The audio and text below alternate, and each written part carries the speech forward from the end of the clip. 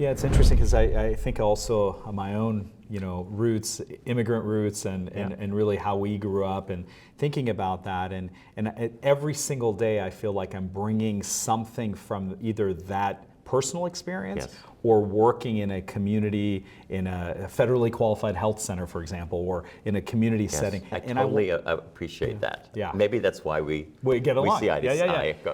I love that, and I wonder if you can maybe impart maybe some wisdom on how to not get disconnected. I think you're right. I think it's really challenging, and I don't know if I do it as well as I should. But what I've tried to do is to stay in touch with the communities that we serve, and not have my life revolve around policymakers that are concentrated in a room in in a bubble in a or somewhere.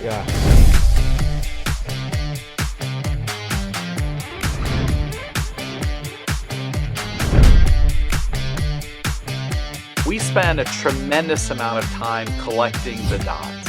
We need to spend just as much time in connecting those dots. And that's what Public Health Connects is all about. My name is Dr. Umair Shah. I'm the Secretary of Health for the great state of Washington. This is Public Health Connects.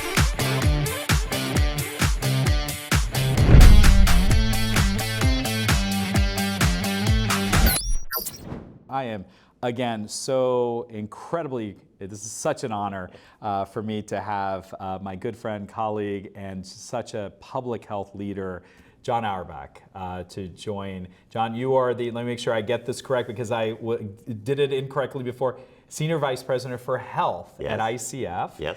And that is only your current title. Yes. You have had so many roles, including you were the former commissioner of the great state of Massachusetts. Yes. And you were at the CDC, Yes. you were at Trust for America's Health, and you have done so many other things that I cannot even enumerate. However, I'm going to give you the opportunity to tell us a little bit about yourself, what you all do at ICF, and your team, and then let's talk. I know some of your work is really lately about technology and AI. I may even really try to ask you some questions there. Sure. So, but we have to stay current. We have to stay current. That's right. That's right. As I describe the different jobs I have, it makes me seem like I'm 110 years old. So I would just say to your viewers, I'm actually incredibly young. Yeah. And very youthful. It's very hard to explain how I've had all these jobs and remained so youthful. I actually started out as a community activist on health in the neighborhood I lived in Boston, a very diverse neighborhood, and worked in one of the early community health centers, then a safety net hospital, and through a strange set of circumstances was lucky enough to become the chief of staff of the Massachusetts Public Health Department by having to know the person who was becoming the commissioner. Oh, okay. I headed up the early HIV work in Massachusetts, and then I went for a year, 10 years that is, as the Commissioner of Health for Boston, where in that kind of a role you're dealing with every health issue that could possibly occur. So you went state back to local. I went from state to local for a decade, and then I went back to become the Commissioner of Public Health in Massachusetts. Got it. And did that for 6 years. Okay. And after that, I went to the Centers for Disease Control, and I've been at CDC for 2 different times, some during the Obama years, some during the Biden years, where I had roles in the director's office that tended to be generalist roles dealing with major policy issues or major health issues that would arise during those times. I headed up during the interim between those 2 tenures at CDC. I was the executive director of Trust for America's Health. Sure. So I feel very privileged that I've had a lot of governmental and non-governmental jobs that have given me diverse perspectives on public health. And now I'm very happy to be the Senior Vice President of Health at ICF, which is a large health and human services consulting company. And among the things we do is we provide services to CDC, the other HHS agencies, and a wide range of different other governmental agencies at the state level and at the federal level. So you've done community, local, state, federal, public, government, private, Yes. nonprofit. Yes. You've done all of that. Yes. And you've done it well. Thank you. How did you do it well? That takes a lot of skill set, John. It's hard to do it in one agency well for a while, and then but to do it in multiple different kinds of agencies and sectors and levels, and to do that well. Can you describe what's that secret sauce for what you have seen, that leadership or the ability to be successful? What does that look like? I would say, a major component of it is luck. To be frank. I didn't think you were going to start with that one, but okay, yeah, we'll take it, yeah. Well, I worked in many of those jobs for people who shared the same values that I had about health. They believed in the importance of equity. They believed in the importance of paying attention to the populations that were the most marginalized. They also were open to innovation and new ways of looking at things. I wouldn't have been successful working for people who didn't share those values. That's what I mean by being lucky. I worked for an amazing mayor for 10 years. I worked at my first round of working at CDC, I worked for Tom Frieden. So over the years, I've just worked for these inspiring, dedicated people who said to me, we trust your values and the direction you're headed in terms of serving our organization and the populations we serve. So what can we do to make some progress? And I do think, I think that the route that I was on was helpful too, because I didn't start by working at a federal agency. I started at the grassroots level. Yeah. And I feel like that has informed my ability to take on other tasks in these various other organizations by thinking, how would this play itself out at the local level? Would this really improve the life of someone in the community? What does this mean for people who are low income or people of color? I can remember, the kinds of door-to-door work in the communities or other jobs I had in the beginning that were really marginally paid and challenging. So I'm grateful for those experiences. Yeah, it's interesting because I think also my own, roots, immigrant roots, and really how we grew up, and thinking about that, and every single day I feel like I'm bringing something from either that personal experience or working in a community, in a federally qualified health center, for example, or in a community setting, every single day to the different roles. So I love that. I totally appreciate that. Yeah. Maybe that's why we get along. We see eye to eye. Okay.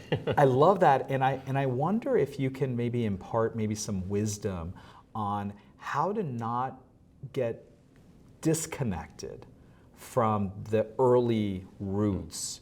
That's a really hard piece because we get, you mentioned so many leaders that you worked for, and sometimes we have leaders and we'll get swayed to go in a certain direction, and how do you try to pivot it back into this is what's good for community, or this is what my experiences with community are? How do you stay connected with that?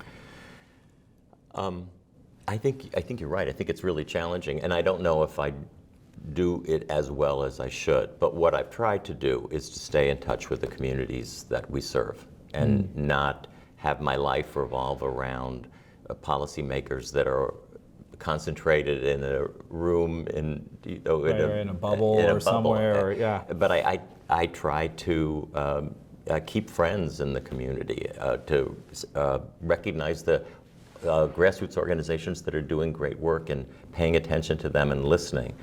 I really respect the work that community health workers do. My first job was as a community health worker. Is that right? Okay. And so I listen to, when I can, to what community health workers have to say about what are they hearing. I think it takes work to do that. It takes making sure that you keep your ear to the ground as much as possible. So the work just doesn't become disconnected. Yeah, absolutely. Let me shift a bit. So you saw that our transformational plan, you've known this for a few years now. It's been 2+ years since we launched this. And it was really based on, we had 5 pillars, but we had 3 cornerstone values that were the underpinnings, if you will: equity, innovation, engagement. You have just spoken about all 3 of those: equity, innovation, engagement. So I'm not going to ask you necessarily about those 3 cornerstone values and how they speak to you, because they obviously do. What I'm going to ask you is, how do you operationalize those? And how do you operationalize those in either a diverse set of health issues or with a diverse team that's trying to understand, and they're all coming from different backgrounds, right? Different perspectives, different maybe educational perspectives, et cetera. How do you look at diverse issues and diverse team members and think about operationalizing equity, innovation, engagement, or one of them, all of them, the intersection of all of them? How does that feel to you, or what advice would you have? I think I would start by saying that what I believe that you did, which is you didn't go off in a conference room and say, hey, what 3 words do we like the most that we want to use in our strategic plan? You listen to people. So what I would say is the starting point is talking to the people that are going to be affected by the planning that you're doing. I think that's true in my experience for the work that I've done. I would give the example that when I was the Boston Health Commissioner, we broke the city of Boston into 16 different communities, and we had regular community meetings in those neighborhoods where we brought people from the neighborhood to the table and said, what should we be doing? Here's some of the data.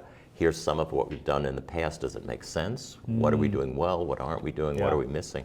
And then we were obligated to treat that with great respect, and then come back to the community and say, did we get this right? Did you say the following things were the right ways? And then ideally that would inform the overall plan and set of values. And my hunch is a version of that was probably what you were went into your planning as well, including during a pandemic, by the way. So it was even harder. Can't imagine. I just can't imagine how to do that. That had to go, and it's all about the team, right? The team being able to persevere, because there were times we went to community, and our team. I was saying, well, maybe this isn't the time to go into community to talk to our partners because we're having another wave. And the team said no. We have to have those perspectives of what's happening in the community. And so we persevered because the team was so strong about that's what we need to do. And I'm glad that I listened. Really brought to light what were the issues, the key issues, and what was the lighthouse for the future. And that's really what that plan really represented for us. Love it. I love that. That's great.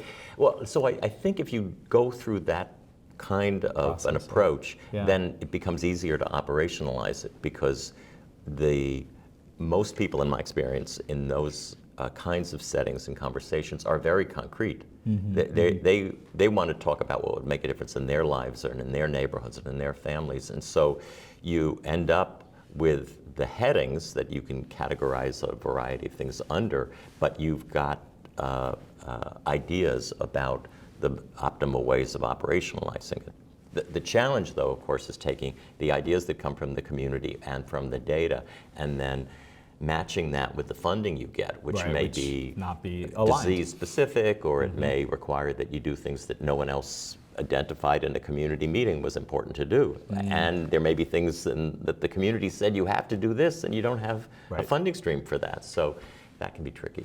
Yeah, and so we talked about equity, we talked about engagement, and I want to just hone in on innovation for just a moment here, because you have been around the country. You have been leading conversations and being in discussions related to this emerging area of AI. What does AI mean for us as a field? What does it mean for our communities? What does it mean for our work? How do you see AI play out in all this? Well, I would start by saying public health is always evolving.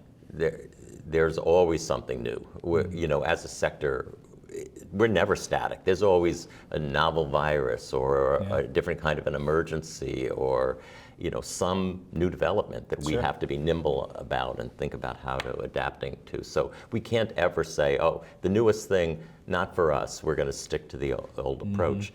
So I would say, artificial intelligence is like the thing that everyone is talking about in every sector. And if you look in the healthcare sector, there's much more clarity about how it can be helpful in terms of the provision of healthcare services. But that kind of imagining or creative thinking hadn't occurred in the public health sector. It's fuzzy. It's a little bit more fuzzy. It's been fuzzy. And also, we're an underfunded sector. Right. So that also was a challenge. The idea of, hey, here's the latest shiny object that requires... afford it. It can't afford it. Right. Or can't afford the experts on your staff who were trained in That's right. artificial intelligence. Yeah. Because those experts are going to get paid higher at a private sector company. Get And sucked up, even yeah. if you had the money, you probably couldn't hire them. So from my perspective, the question was, what problems does AI solve for the public health sector? It shouldn't be that we embrace artificial intelligence just for the sake of embracing it because it's a hot topic. It really should be, let's look at some of the challenges we face on a day-to-day basis and consider, can AI address some of those challenges? So I can give you a few examples. if you don't mind. Yeah, please. So one example is communication. I've worked, as we've talked about, at a lot of different organizations, and I have seen over the years the limitations of our communication strategies in terms of reaching high-risk populations.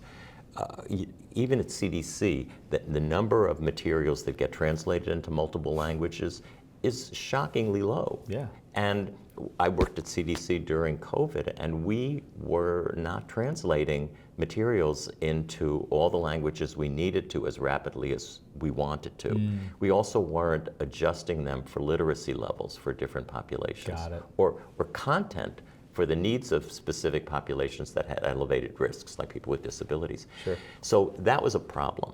That's a problem that AI actually can be very helpful in terms of addressing. It's pretty good at giving you a solid first draft of virtually any language that you want. You feed in the material, you get pretty quickly translations that are available.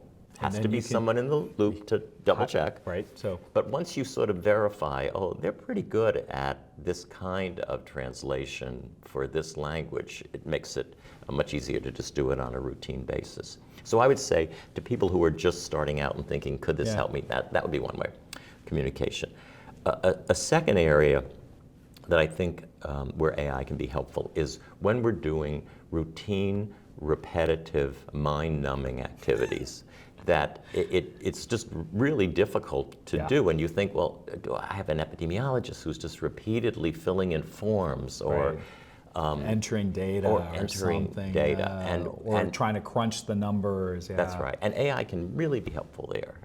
But I'll give you a creative example of where it was helpful in my own experience.